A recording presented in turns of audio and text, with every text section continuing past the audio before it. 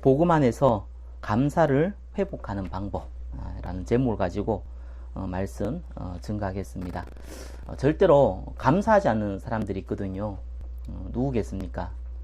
절대로 감사할 수도 없고 하지도 않고 누구겠습니까? 정신질환자들입니다. 정신질환자들은 절대로 감사를 할 수 없습니다. 간혹 침을 질질 흘리면서 웃고 다니는 사람들이 있는데 그건 감사해서 그런 게 아니라 정신이 돌아서 그런 것이 절대로 이렇게 감사할 수 없죠. 혹 육신적인 것을 도와주면은 본능적으로 감사합니다 라고 얘기는 할 수 있지만 마음으로는 감사할 수가 없습니다.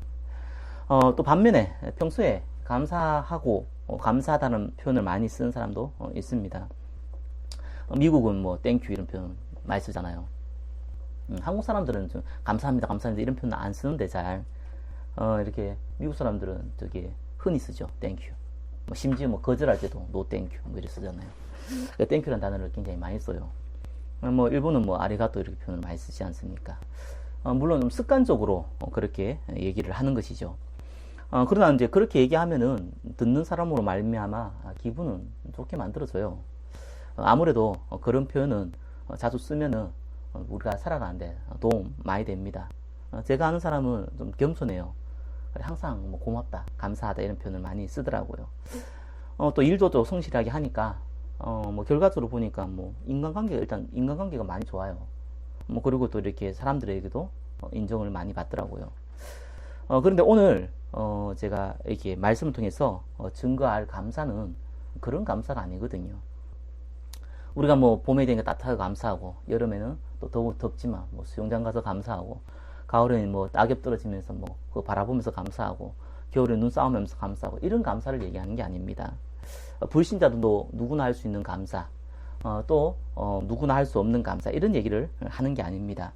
오늘 이 말씀을 통해서 여러분이 회복되어야 될 감사는 그런 유치한 감사가 아니라는 겁니다. 저는 솔직히 여기 있는 분들이 진짜 감사하기 이전에요 정말 절망을 좀 했으면 좋겠어요. 사실은 철저한 절망을 할 때 우리 안에는 철저한 또 희망도 생기거든요. 사람들이 어중간하게 절망을 해가지고 또 이 희망도 안 생겨요. 여러분 완전히 좀 절망해야 됩니다. 절망하라니까 뭐 다른 절망이 아니고요. 칼빈은 이렇게 얘기했어요. 칼빈의 5대 교리가 있는데 첫 번째가 뭐냐 하면요. 인간이 전적으로 타락했다는 것이 첫 번째 교리예요. 그래서 이 교회는 대한예수교회 장로회거든요. 칼빈의 교리를 따릅니다. 인간은 전적으로 타락했어요. 완전히 타락했어요. 조금도 우리 안에는 선한 것이 남아있지 않는다는 것이 인간의 전적인 타락입니다. 그래서 인간에게는 희망이 없는 거예요.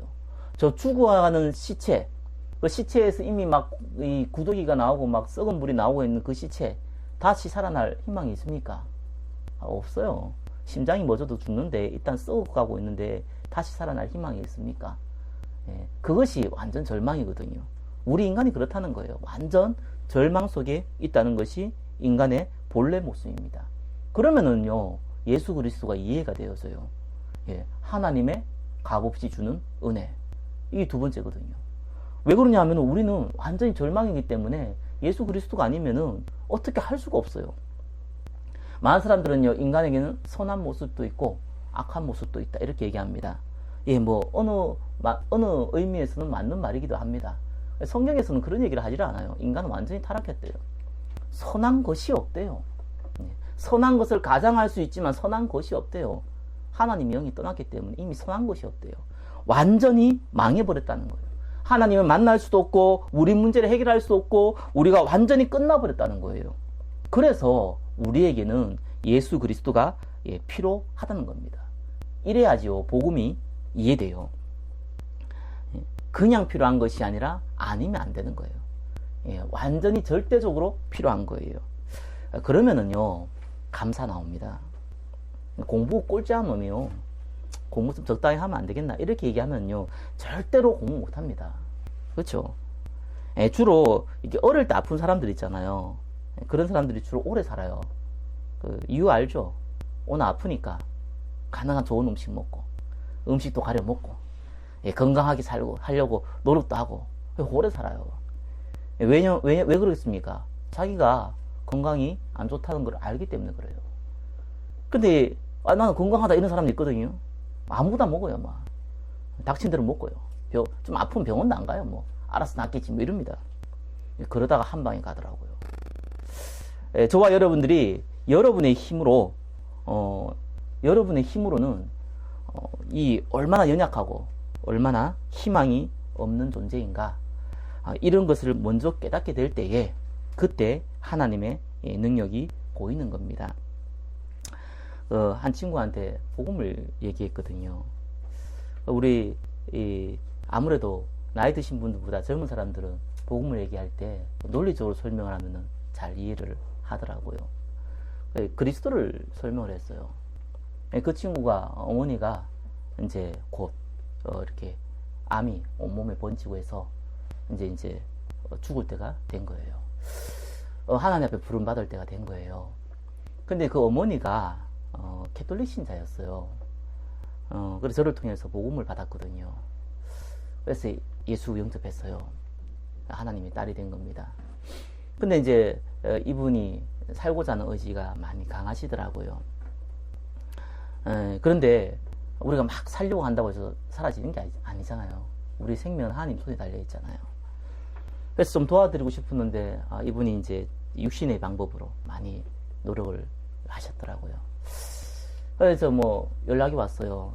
이제 병원에서도 이제 보기를 한 상황이 된 거예요. 그래 갔는데 이렇게 뇌에까지 암이 전이 되어져서 이제 더 이상 이렇게 말도 많이 어눌해졌더라고요. 그래서 제가 이제 만나서 복음을 다시 한번 확인시켜 줬어요. 예수님 어디 있는지 확인해 줬어요. 근데 제가 재미있는 현상을 봤어요. 나 그런 모습 내가 처음 봤어요.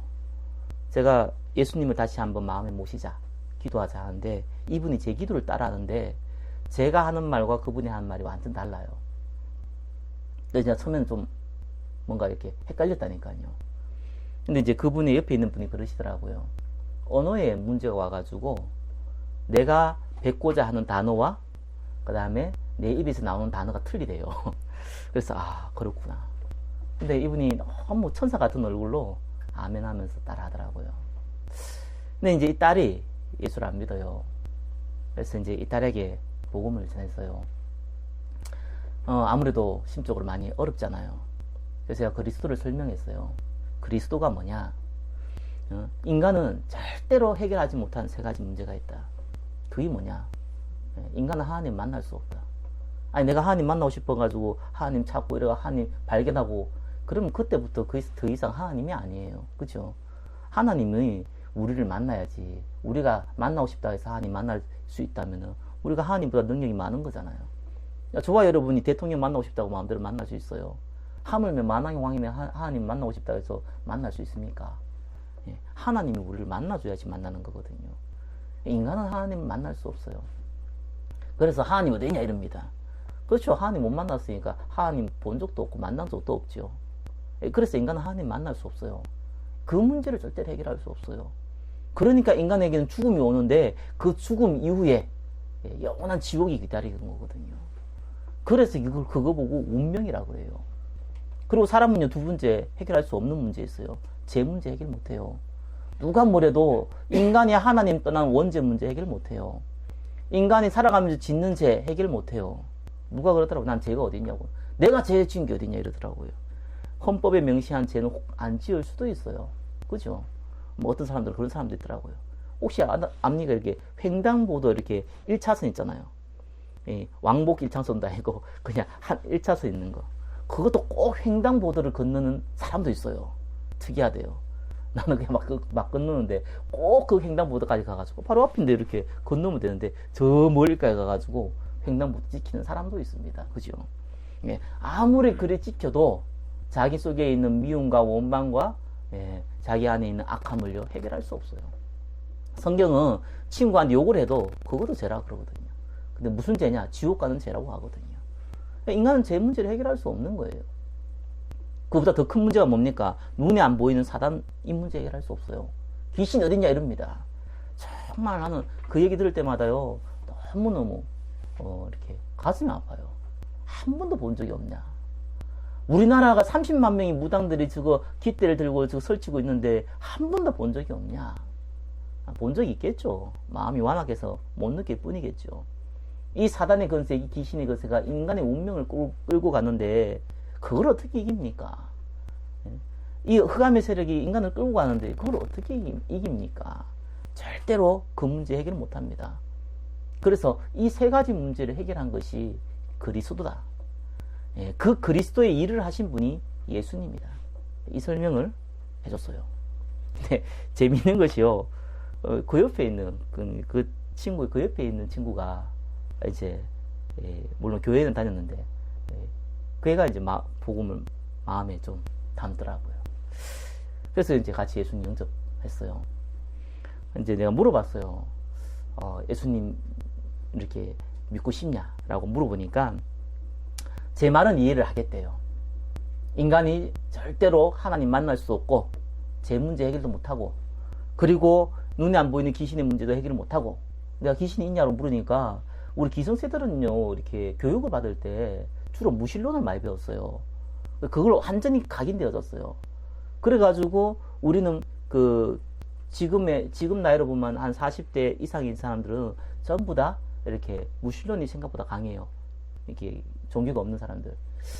그런데 종교가 없는 사람들 중에서도 30대 이하들은요, 이렇게 귀신이 있다고 인정을 많이 해요. 왜 그러냐면은 똑같은 무신론의 교육을 받았는데 문화가요, 귀신 문화를 많이 받아들였어요. 이렇게 애니메이션부터 시작했어요. 영화부터 했어요. 특별히 옛날에 SBS 방송 같은 경우는 좀 그런, 지금도 그렇죠. 드라마 같은 거 보면 꼭 귀신 나오는 이런 장면들을 곳곳에 집어넣습니다. 그게 은근슬쩍이 이제 머릿속에 각인되어졌어요. 그래, 귀신이 있는 것 같다. 이렇게 생각을 많이 해요. 근데 이렇게 생각하긴 저렇게 생각하는 간에 분명히 성경은 있어요. 그리고 귀신 들려가 점치고 있는 사람이 우리나라 30만 명이 있어요. 그 친구도 귀신을 인정하더라고. 자기도 있다고 생각한다고 하더라고요. 근데 문제는 이게 이제 믿고 싶냐고 얘기할 때 자기는 많은 종교를 아직 받아들일 생각이 없다. 자기는 그런 마음이 없다. 이렇게 얘기를 하더라고요. 아직은 잘 안 받아들인다. 이렇게 얘기를 하더라고요. 그래서 내가 종교가 아니라 예수 그리스도 복음을 얘기한 거다. 성경에만 나와 있다. 인간의 죄 문제와 사단 문제와 하나님 만나지 못한 문제 해결하는 길을 성경에만 나와 있다. 그래서 생각해 보겠다 얘기하더라고요. 기도는 따라 했냐니까 기도는 따라 했다고 하더라고요. 그래서 제가 좀 이렇게 지켜보면서 이렇게 생각을 했습니다. 제가 왜 이 얘기를 합니까? 오늘 서론 한번 볼래요? 감사의 내용이에요. 그죠? 번호가 잘못 적혔네요. 1번인데 어떤 분은 2번, 3번 막 이렇게 적혔을 겁니다. 프린트하면서 잘못된 것 같아요. 예, 1번 뭡니까? 6월절이에요. 6월절. 자, 오늘 읽었던 본물이 뭐냐면요, 세 가지 내용을 감사하라고 하거든요. 여러분이 잘 먹고 잘 살고 가을에 좋고 이런 걸 감사라는 것이 아니라 세 가지를 감사라는 거예요. 성경에는 그 감사의 내용을 가장 강조하거든요. 그게 뭐냐면 첫 번째 6월절을 감사라는 거예요. 6월절을 감사라는 게 아니라 6월절의 의미를 감사라는 겁니다. 6월절 여러분 잘 알지 않습니까? 그렇죠? 이 모세를 통해서 이스라엘 백성이 이집트에 노예가 되어져 있을 때 이스라엘 백성을 출애굽했을 때 그때 사건이거든요. 이 바로 왕이 가만히 안 있거든요. 절대로 너희들을 놓아줄 수 없다 라고 했을 때 10가지 재앙이 내리죠. 첫 번째 재앙이 뭡니까? 피가, 아니 물을 먹어야 된다. 다 피가 돼버렸어요. 그러니까 바로 항복했어요. 뭐라 그랬냐면은 이렇게 네가 알아서 해라 이렇게 했어요. 네가 원하는 대로 해줄게 이렇게 했어요. 그래서 피를 없애버렸거든요. 근데 이 바로 왕이 가만히 있지 않죠. 다시 마음이 완악해졌어요. 너희들 내보낼 수 없다 이렇게 나온 거예요. 그러니까 이제 거짓말을 하니까 다시 이제 이렇게 재앙을 내린 겁니다. 그 두 번째가 깨구리. 많이 들어봤죠. 온 땅에 깨구리가 퍼졌어요. 세 번째는요, 이가 퍼졌어요. 네 번째는 파리가 막 이렇게 했어요. 그래도 꼼짝 안 해요.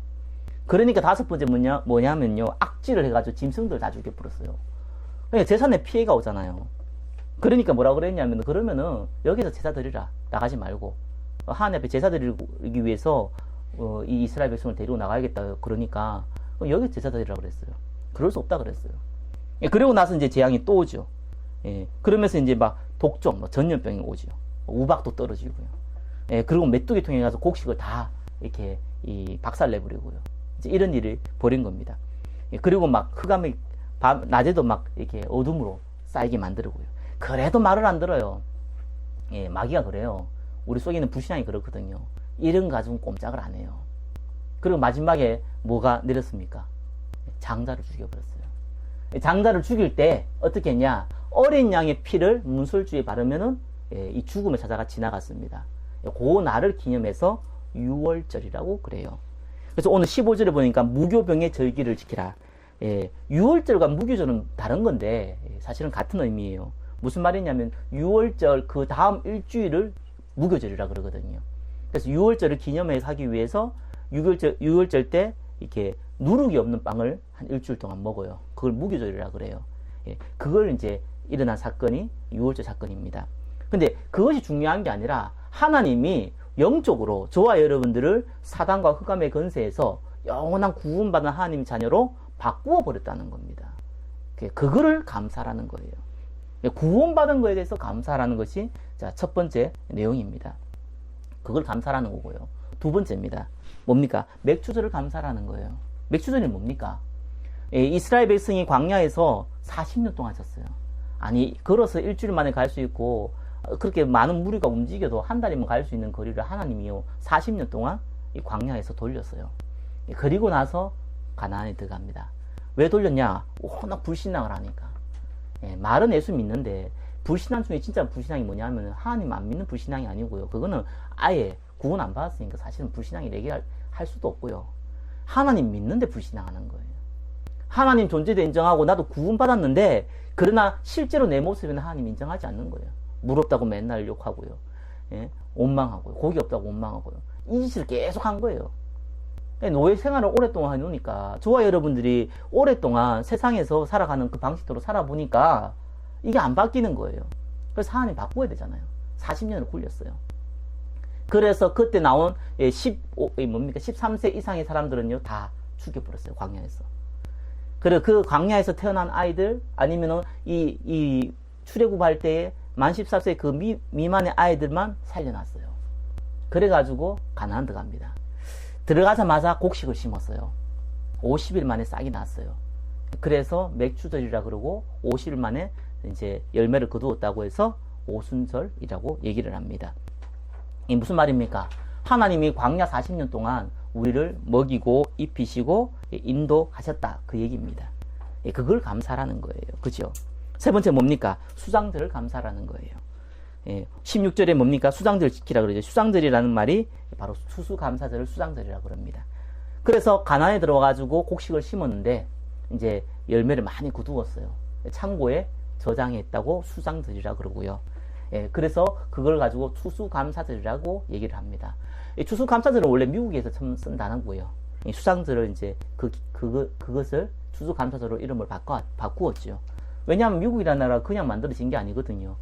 이 영국에 핍박이 있어가지고 예수 믿는데 아니 구원받았는데 그 성공회가 다 영국 출신이거든요. 영국에서 넘어온 거예요. 예수는 믿는데 전부 다 형식이 되어 있는 거예요. 그래서 내가 올바른 신앙을 가지고 싶다라고 얘기한 사람들 보고 청교도 신앙이라고 했습니다. 그 사람들이 네덜란드를 건너가서 거기서 지금 있는 미국으로 건너간 겁니다. 그래서 미국에 가서 이제 곡식을 심었는데 열매를 거두었죠. 그래서 수장절을 기념해서 추수감사절이라는 이름을 바꾸었어요. 그거를 우리나라가 그대로 받아들인 겁니다. 무슨 말입니까? 하나님이 이제는 축복을 주겠다는 거예요. 구원받은 사람에게 축복이 가장 큰 축복이 뭡니까? 하나님이 너와 함께 할 뿐만 아니라 너에게 힘을 주겠다는 거예요. 그걸 보고 성령 충만이라고 그래요. 그 힘을 주겠다는 거예요. 이거를 감사라는 거예요. 저와 여러분이 감사해야 될 내용은요, 다른 게 아니에요. 구원받은 거에서 감사라는 거예요. 저와 여러분들이 감사해야 될 건 딴 게 아니거든요. 아니, 지금 내가 당장 문제가 있고, 지금 내가 돈도 없고, 지금 내가 여러 가지, 여건이 안 좋은데 뭘 감사라는 말입니까? 그걸 감사라는 게 아니에요. 하나님이 이제부터는 저와 여러분들을 하나님의 성령으로 인도할 거기 때문에 그걸 감사라는 거예요. 나에겐 연약한데 어떡합니까? 하나님 힘을 줄 거니까 그걸 놓고 감사라는 겁니다. 그래서 감사의 의미는요, 하나님 나와 함께 있다. 성령 내주라 그러죠. 나를 인도하신다. 성령 인도라 그래요. 그리고 나에게 힘을 주신다. 성령 충만이라 그래요. 이걸 감사라는 것이 성경의 중요한 감사의 내용입니다. 근데 자 6월절 해놓고 여러 가지 적어놨죠. 맥주절 해고 여러 가지 적어놨습니다. 수장절에서 여러 가지 적어놨어요. 그냥 참조하시고 중요한 의미만 알고 있으면 돼요. 하나님 나와 함께 하신다. 나를 인도하신다. 그리고 나를 통해서 힘을 주시고 역사하신다. 이것을 감사해라 이 말입니다. 자, 본론입니다. 그럼 뭐라고 나옵니까? 감사의 회복이에요. 아무리 내용을 알아도 감사가 안 나오는데 어떡합니까? 그죠? 먹고 살기도 바쁜데. 이게 이제 중요하거든요. 자, 감사의 내용을 아는 것도 중요하지만 감사가 회복하는 방법도 반드시 알고 있어야 됩니다. 여러분, 이 땅은요, 낙원이 아니에요. 실낙원이에요. 그래서 여러분들은 현장을 좀 볼 줄 알아야 돼요. 자문서에 뭐라 그랬냐면은, 이 결혼식은 안 가도요, 그 장례식은 꼭 가라고 그래요. 왠 줄 압니까? 여러분, 사람 죽는 거 봐야 돼요. 사람 죽어요. 아무리 까불어도요, 다 가요. 1번에 1번 뭡니까? 인생의 결말이요. 히브리서 9장 27절 뭐라고 나왔습니까? 한 번 죽는 것은 정한 것이요. 그 이후에는 심판이 있다 그랬어요. 사람 갑니다. 그거부터 여러분 아셔야 돼요.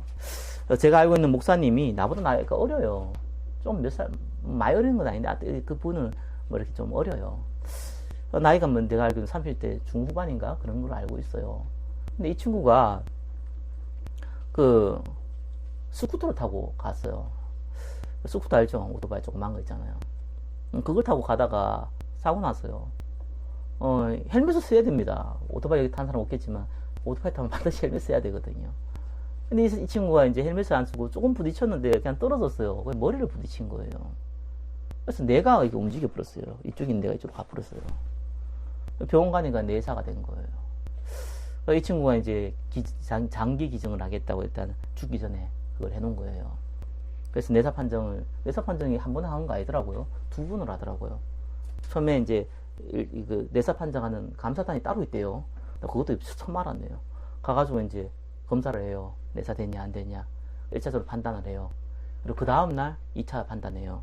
그래서 이제 내사가 확인되어지면은 이 사람이 장기 기증하기로 했으면은 이제 장기 기증을 하고, 이제 장기 기증하지 않으면은 이제 산소호흡기 떼는 거예요. 그렇게 이제 일을 진행을 하더라고요. 그래서 내가 보면서 좀 놀랐어요. 이 친구가 이게 제가 알기로는 조금 끈들끈들하게 다 다니는 친구였거든요. 무슨 목사가 스쿠터를 타고 다닙니까? 난 썩으로 이상하더라고. 그것도 이상하고. 웃을 얘기는 아니지만 아무튼 스쿠터 타고 이렇게 돌아다니는 거죠. 아무래도 뭐 자전거 타는 것보다 스쿠터 타고 이제 가까운 데 거리 가기 좋으니까 뭐 그렇게 했겠죠. 근데 이제 이렇게 가시더라고요. 참 많은 생각이 들더라고요. 뭐 이렇게 저렇게 한 번에 가는구나. 그게 인간이거든요. 한 번에 그렇게 가버려요. 그게 인생의 결말은 그렇습니다. 저와 여러분들이 아무리 우겨봤자 하나님 부르시면 가야 돼요. 그러면 그 현장을 봐야 됩니다. 그 현장을 보면요, 진짜 중요한 것이 보여요. 2번째입니다. 이런 불신자 운명 봐야 돼요. 예? 여러분, 육신의 눈으로 보지 말고요, 영적인 눈으로 좀 보라니까요. 아, 저 친구 잘생겼네. 아, 저 친구 이쁘네. 아, 저 친구는 돈 많네. 아, 저 친구는 성공했네. 이런 거 보지 말고 영적인 눈으로 한번 보라니까요. 예? 뭐 최근에 정영돈 씨인가 냉장고를 부탁해 이렇게 나왔던 이분이 완전히 이제 방송 활동 중단해버렸더구만요.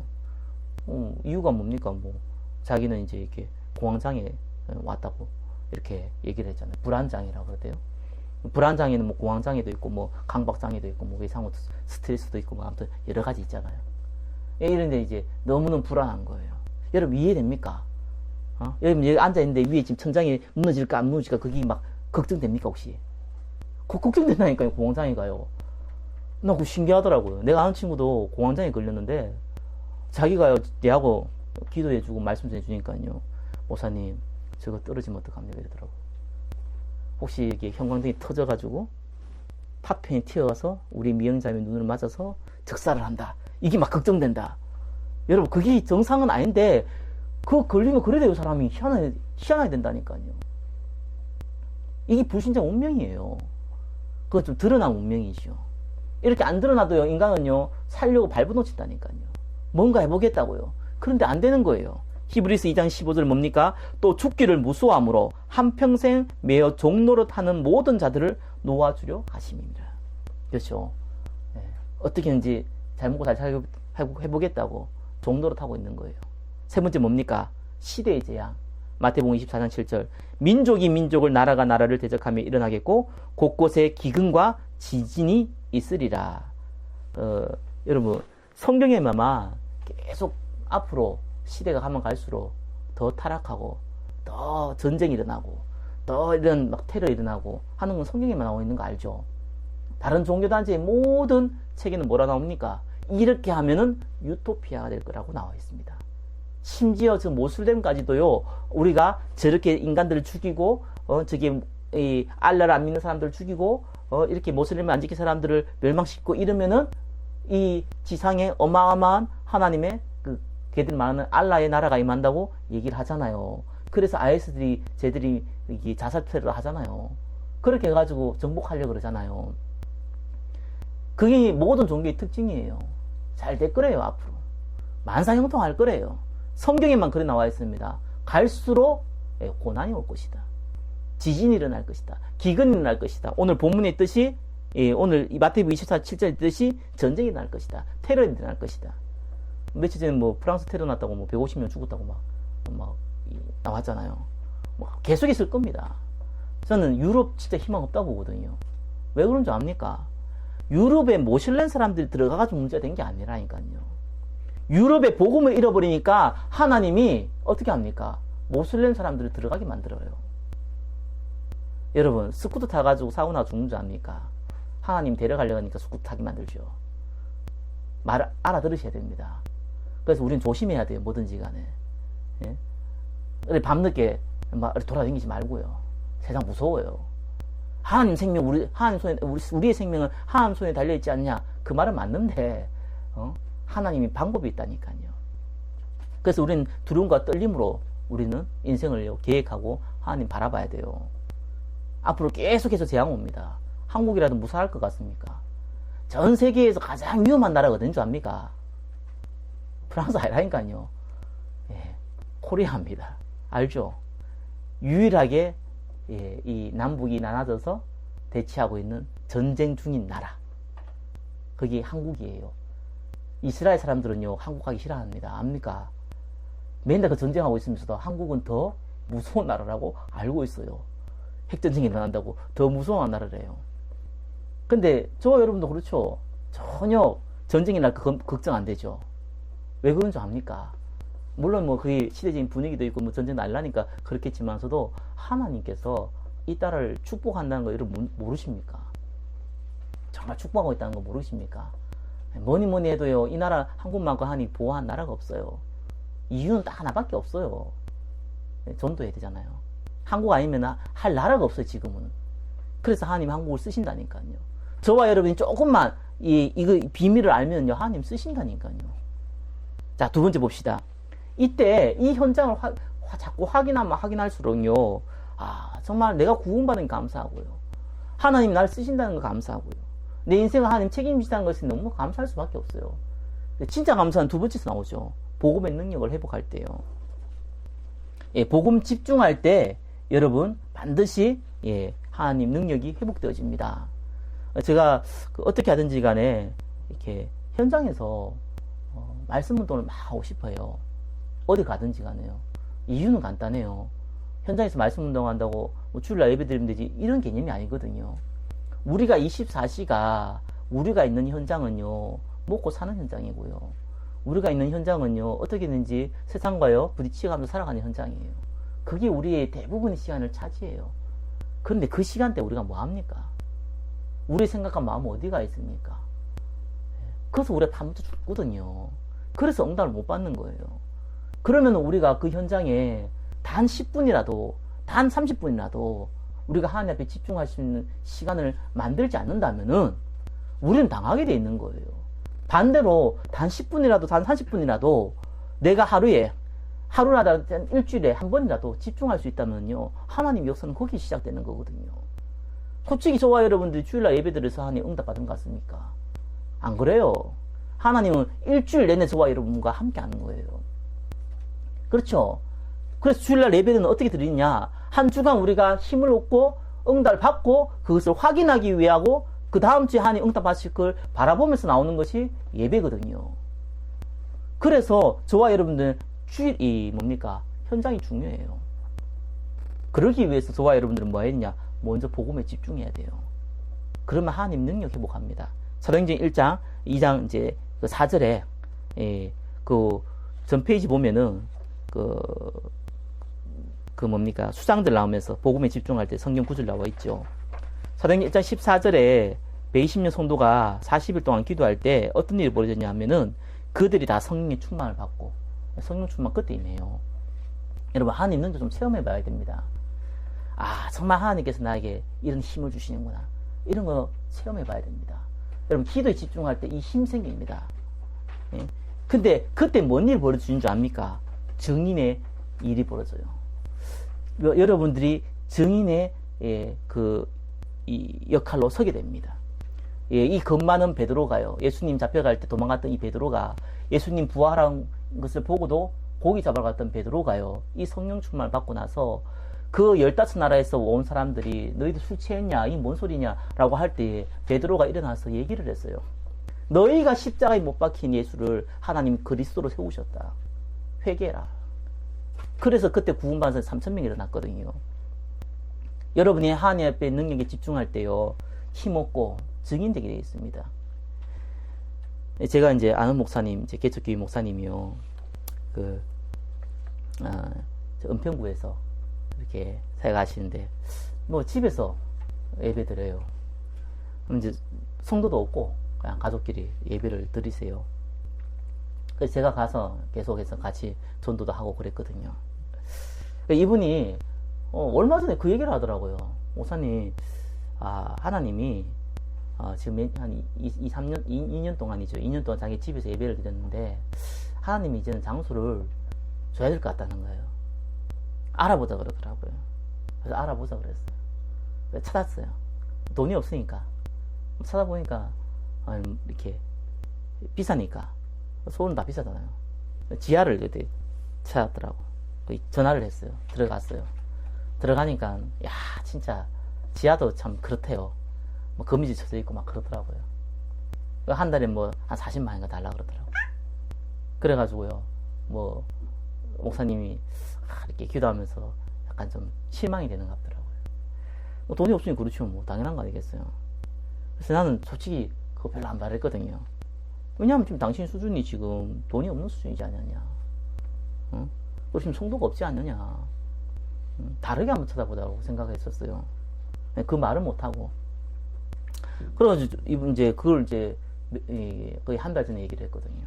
그래서 제가 이제 몇 번 갔어요. 이번 주에 재밌는 일이 벌어졌어요. 제가 예전에 한번 은평구에 그 다이어트 하는 그런 이제 10분 뭐 이렇게 다이어트 이런 거 있어요. 혹시 길 가다 보신지 모르겠어요. 거기를 이제 갔어요. 그게 예전에 한 작년인가 저작년인가 갔었는데 전도를 했는데 그분이 이제 예수 믿는 분이에요.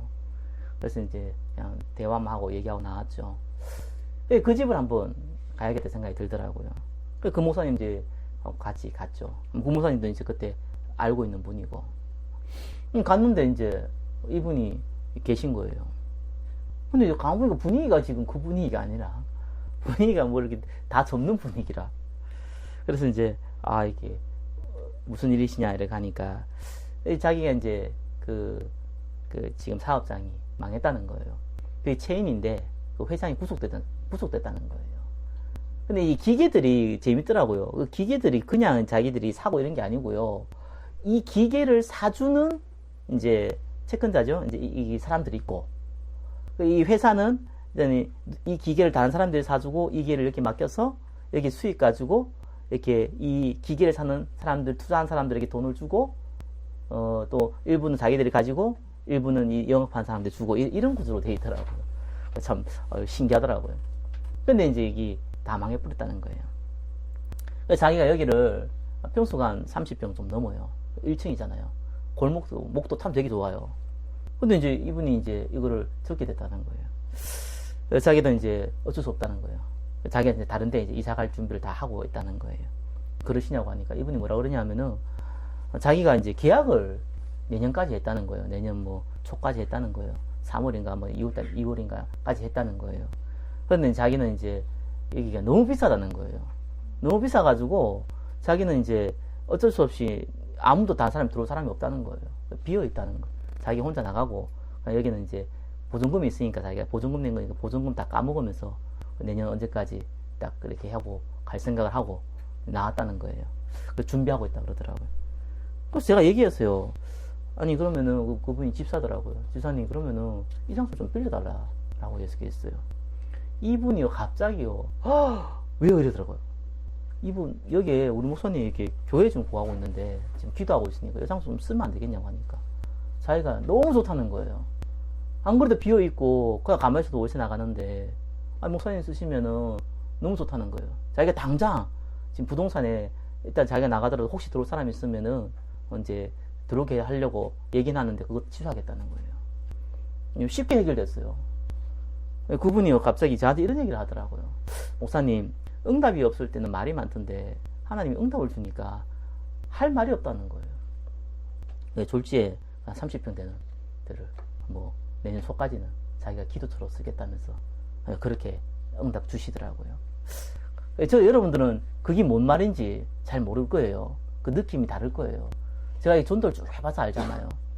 그런 일이 일어나지도 않아요, 솔직히. 저는 전도 뭐 적게 해봤습니까? 하나님이요, 정확하게 응답해 주시는 거 보면서 너무 신기하더라고요. 하나님은요, 절대로 저와 여러분들의 기도를요, 버리지 않았어요. 정확한 시간표에 응답하세요. 그리고 하나님 살아계신 증거 주신다니까요. 쏘고 나도 없는데. 그런 기도 나오더라고요. 아니, 저는 그 생각 많이 들어요. 저 개인적으로는요, 전도 많이 했거든요. 저 통해서 예수 믿는 사람 되게 많아요. 말 참 못해서 그렇지, 진짜 많아요. 뭐 이번 주는 거의 매주에 뭐 한두 명 이상은 저를 통해서 예수 믿게 돼요. 그런데 왜 하나님이 이 교회는 안 불러주시냐는 거예요. 나 그게 항상 캐션 마크였어요. 아니, 내가 전도해가지고 내가 이 교회 오면은 그 사람만 모아도 몇 명이 될 건데, 속으로. 그 생각이 들더라고요. 왜 하나님 그렇게 안 할까? 그래서 가만히 생각해 보니까요. 아, 내가 만약에 그렇게 되면은 어떤 일이 벌어지겠어요? 제가 전도해가지고 여기 온 사람이 뭐 몇백 명 된다. 그럼 어떤 일이 벌어질 것 같아요? 예. 저도 사람인지라 교만해질 수밖에 없어요. 그게 인간이거든요. 그래서 내가 하나님 그렇게 하시는구나. 그러면 하나님은 이 교회는 계속 그래야 되냐? 그건 안 그렇겠더라고요. 그럼 누가 응답받아야겠습니까? 예, 우리 미영이 응답받아야 되잖아요. 간단한 거예요. 그렇죠? 원리는 간단한 거 하더라고요. 그래서 내가 그렇지, 미영이 응답받으면은 내가 할 말이 없잖아. 일단은요, 내가 한 게 아니니까 하나님께 영광이 되잖아요. 그죠? 어떤 미영이는 또 이렇게 생각보다 이렇게 이 뭡니까, 이게 세상으로 또 이렇게 일을 해야 되는 사람이잖아요. 그죠? 그러니까 또 반면에서 이분에 대한 가치도 이렇게 그 때문에 교만해질 일도 별로 없어요. 그러니까 이런 거 보면서 내가 하나님께서 그렇게 하시는구나 알아들으시기 바랍니다. 이런 것들이 확인되어질 때요, 힘이 생겨요. 이분의 선본 뭡니까? 여러분들 속에 순간순간 생길 때 이 불신앙들하고 싸울 때요, 하나님 힘주십니다. 3번 뭡니까? 언제 여러분 감사 회복되는 줄 압니까? 이러면요, 비전들이 보여요. 우리 여러분 일을 할 때요, 잘 기억하셔야 됩니다. 그 일은요, 일이에요. 근데 일이요, 하나님의 응답하고 섞여버리면요, 그때 뭐가 나온 줄 압니까? 그때 진짜 사명 나와요. 여러분 그거는 진짜 이 하나님의 성경적인 원리예요. 아니, 다윗이 내가 왕이 되겠다 이럴 때는요, 하나님이 짓다 고생시켰어요. 그 고생하면서요, 하나님이 언약궤, 하나님의 이 언약궤는 저 비바람 맞는 데 있고, 이 나는 왕궁에 있다, 나는 왕이 될 것이다 라고 깨달을 때는요, 하나님이 응답 줬어요. 진짜 응답 줬어요. 무슨 말이냐? 저와 여러분들이 아무것도 아닌 것 같은 나의 기능과요, 아니 내가 장사 좀 하고요, 내가 뭐 일을 좀 하고요, 이런 거 기능과요, 이 복음과 연결되어질 때는 하나님 기적이 일어납니다. 그걸 보고요, 천명이라고 해요. 천명이 뭔지 압니까? 하나님 내한테 주신 사명이에요. 그래서 3번에 1번, 2번, 3번에 적혀있죠. 천명, 소명, 사명. 천명이 뭐냐? 전도와 선교죠. 우리 인생의 목적은요, 주관 사람 살리는 것이 천명이에요. 아, 이게 천명이구나. 이렇게 알면 돼요. 사명, 소명은 뭡니까? 예? 갈라디아서 2장 8절 보니까요, 바울이 이렇게 얘기했어요. 베드로는 할례자의 사도다. 유대인들의 사도라는 얘기죠. 나는 무할례자의 사도다. 쉽게 말해 이방인의 사도다 이렇게 얘기했어요. 그 말은 무슨 말이냐면은 전도와 선교는 맞는데 그것이 내한테 주어졌느냐, 내한테 사명으로 주어졌느냐 안 주어졌느냐, 요것을 보고 소명이라고 그러거든요. 하나님이 정말 내 이 기능과 복음하고 연결되기를 원하시느냐, 아 정말 그렇구나 라고 깨닫는 거 보고 소명이라고 그래요.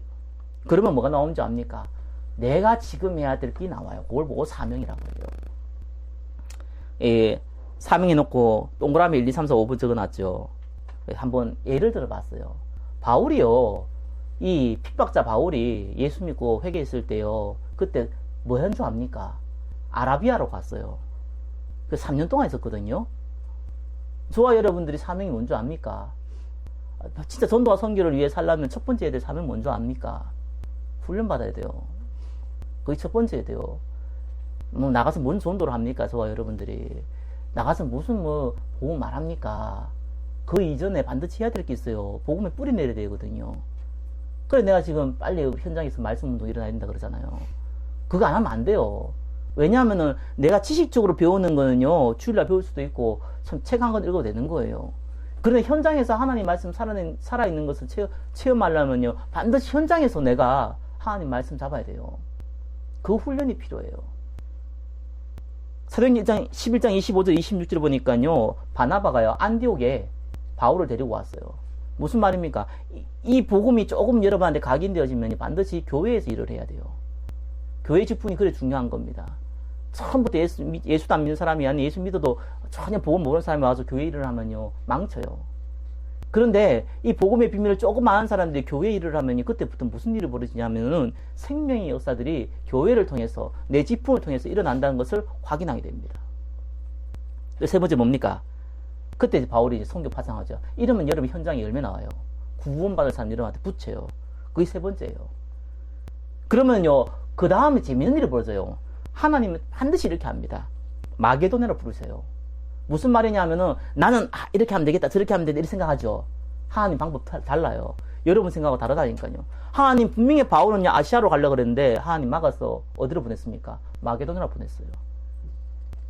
우리 지연이가 나는 패션 디자이너다, 난 패션 디자이너 잘해가지고 옷 잘 만들어야지 이렇게 생각하잖아요. 그럴 수 있어요. 근데 하나님은 다르게 돌릴 수 있어요. 저 친구가 목사가 될지 어떻게 알아요? 모른다니까요. 저 전공이 뭐냐면요 케미컬 엔지니어링인 거예요. 케미컬 엔지니어링 난 문과도 아니에요. 이과예요. 이과. 그거하고 목사하고 뭔 상관이 있어요. 하나님은 하나님의 영광을 위해서요 여러분을 다르게 돌리실 수 있어요. 예. 그래서 경제 벌게 하실 수 있어요. 록펠러 같은 사람은요 어떻게 했냐, 하나님이 마지막에요 병 줬잖아요. 50대에 암 걸리게 만들어 가지고요 도저히 희망이 없을 때 그때 록펠러가 진짜 깨달았어요. 하나님이 내한테 원하는 건 11조가 아니라 내 인생이었다. 그래서 록펠러는 딱 한 가지 기도했어요. 하나님 내가 너무 돈 많이 벌었습니다. 그래서 이 돈 복음 위에 쓰다가 다 쓰고 죽게 해달라고. 그거 딱 하나 기도 제목이었어요. 이거 막 쓸 수가 없잖아요. 돈이 한두 푼이면 여러분 막 쓸 수도 모자라잖아요. 근데 돈이요 일단은요 뭐 수십조가 되면요 쓰고 싶어도 막 쓸 수가 없어요. 그래서 자기가 복음 위에 쓰겠다고 했어요. 그래서 교회만 2만 개 만들었어요. 말이 2만 개지요. 대학만 해도요 50개 이상 만들었어요. 200개 만들었어요. 그게 록펠러였어요. 그래가지고 교회 2만 개 만들고 대학 200개 만드니까 돈을 다 썼냐? 돈이 10배로 불어났어요. 그래서 언제 죽었냐? 거의 100세 다 돼가 죽었어요. 하나님의 응답은 다르다니까요. 마지막이 뭡니까? 로마 19장 21절. 바울이 실컷 다 해갖고 교회 다 세워놓고요 자기 제수의 몸으로 로마 가겠대요. 하나님은 마지막 여러분의 인생의 작품을 남기십니다. 여러분 인생이 말년에요 하나님 작품을 남기시다니까요. 그게 여러분의 인생이에요. 어떤 사람은요 자기가 평생 뭐 큰일도 아니에요. 조금 돈 벌어가지고요 하나님 내가 마지막에 저기에 지금은 아니 지금은 그런 게 필요 없지만 옛날에는 기도원 이런 것들이 많았거든요. 하나님 참 많은 사람들이 기도하러 오는데 기도원이 없었어요. 요즘 기도원이 있어도 기도원 안 가는데 옛날에는 기도원이 없어서 기도 못 가는 사람들 많았거든요. 내가 저 기도원 하나 만들고 하나님 앞에 드리고 가겠다. 그래서 자기 전 재산 다 모아서 기도원 하나 짓고 이렇게 돌아가신 분도 계세요. 아무것도 아닌 것 같지만 그게 작품이거든요. 하나님이 여러분을 위해서 마지막 할 때 작품. 그릇이 큰 사람은 크게, 작은 사람은 작게. 그렇게 하는 겁니다. 그게 보여요. 보여야지 감사가 회복되어져요. 얼마나 즐겁습니까? 제 눈에 뭐가 보이는 줄 압니까? 하나님께서 이 신촌과 이 홍대 땅에 하나님께서 수많은 청년들이 이렇게 그걸 내 눈에 보인다니까요. 10명도 안 보이는데 그게 보이냐 그러는데 보입니다. 그래서 저는 제가 감사한 게 있어요. 어떤 사람은 말을 못 알아들어요. 어떤 사람은 말을 알아들어요. 그런데 알아듣건 못 알아듣건 간에 지속할 사람이 있고 아닌 사람이 있거든요. 근데 하나님은요, 지속할 사람들을 계속 해서 붙이셨어요. 앞으로도 그러실 거예요. 근데 진짜 하나님이 기도가 쌓이고 여러분의 언약이 쌓이면요, 그때는 기적을 일으킵니다. 하루아침에 하나님이 여력으로 무너뜨립니다. 하루아침에 하나님이 홍해를 갈라버려요. 그게 하나님 방법이에요. 결론 맺겠습니다. 자, 그러면 여러분 이제 기도가 나오죠. 그래서 다른 기도 하지 마시고요. 아침에 눈 딱 뜨면 이렇게 기도하세요. 하나님 감사합니다. 이러지 마시고요. 맞는 말인데, 하나님 나를 구원하심을 감사합니다. 성령 내주. 오늘 하루 나를 인도하실 것을 감사합니다. 성령 인도. 하나님 나에게 오늘 힘을 주실 것을 감사하고 나에게 힘을 주십시오. 성령 충만. 요것만 딱 기억하시고 아침에 딱 기도하세요. 그러면서 내가 오늘 가는 곳에 하나님 나라 임하게 해주세요. 내가 비록 일하러 가지만 하나님께서 전도할 문도 열어주세요. 내가 조금 일해가 조금 몇 푼 버는 것 같지만 하나님 이걸 통해서 구원받을 사람들을 살리고 교회 살릴 수 있는 경제 주십시오. 복음 경제. 그렇죠. 그리고 내가 가지고 있는 이것이 정말 나의 것이 되게 해주십시오. 천명, 소명, 사명. 응답 주십시오. 이렇게 기도해도 돼요. 이렇게 기도하면 몇 분 걸릴까요? 길어요. 1분이에요. 그렇게 여러분 기도하고 시작해도요, 여러분 하루가 다릅니다. 오늘 왜 제가 안 자죠? 안 주무시는데 제가 안 주무시고 있는데 항상 주무셨던 우리 아이니가, 예. 제가 아침에 일어나면 딱 뭐라고 기도하는 줄 압니까? 하나님 감사합니다. 이렇게 기도해요. 나 놀라서 언제부터 엄마가 시켰는지, 나 누가 시켰는지 모르겠는데 얼마 전부터 아침부터 일어나가지고 하나님께 감사 기도하더라고요. 그래서 내가 신기하다. 네. 그래서 그런지 요즘 애가 상태가 좀 괜찮은데 어떡하네. 하나님의 능력으로 인도받을 줄 믿습니다. 자, 오늘 말씀 맺겠습니다. 감사 회복하는 방법. 내용부터 알고요. 내주, 인도, 충만. 방법 뭐라고요? 현장, 기도, 그 다음에 비전. 한마디로 얘기하면은 내 인생의 목적. 그러면요, 이것을 조금 체험할 때 여러분의 이 감사가 회복되어지고 여러분 인생도 회복되어집니다. 기도하겠습니다. 복음화에서 감사를 회복하는 방법이라는 제목을 가지고 말씀을 받았습니다. 하나님 앞에 인도받게 해주시고 또한 기적의 역사 가운데 인도하여 주옵소서. 살아계신 예수 그리스도 이름으로 기도드립니다. 아멘.